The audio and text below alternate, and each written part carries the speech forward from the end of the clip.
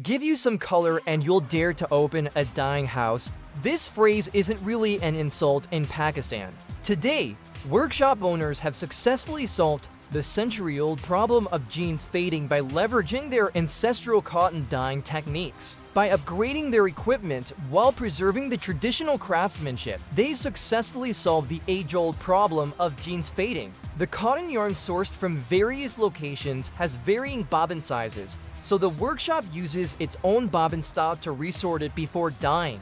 This allows them to be placed more neatly into the dyeing machine. The workshop, covering over 200 square meters, clearly shows the owner's exceptional skill.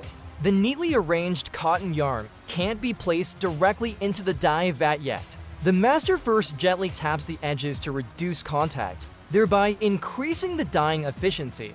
The large iron drum you see now is used for dyeing cotton yarn using modern automated equipment. The wound cotton yarn is placed on a preset fixed bracket and secured with a special nut. Then it needs to be moved inside. A certain proportion of dye is added to the surface.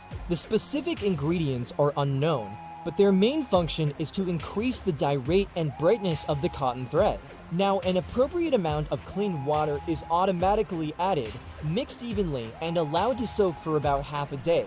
Once the raw materials have absorbed enough water, the premixed dye is added.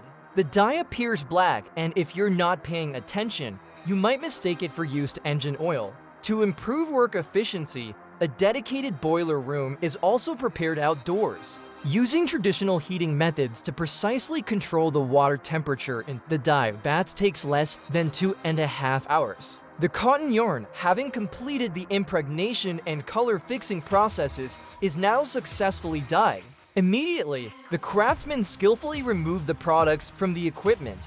Considering the quantity and the time-consuming nature of the heavy doffing drums, the boss has assigned two assistants to assist. Because the moisture content of the cotton yarn is currently too high, the traditional natural air drying method is not only time-consuming but also mold is particularly prone to growth during the rainy season, so the workshop has prepared a brand new, second-hand high-speed spin dryer.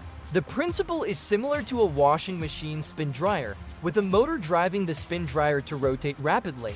In just a few minutes, 90% of the moisture in the raw materials can be removed. The dehydrated cotton yarn can't be shipped directly from the factory yet. My father will move it to a temporary Mafong location and wait until the cotton yarn is completely dry before it can be packaged and loaded into the garment factory for shipment. New clothes with local characteristics are waiting for the right person to buy them at a high price.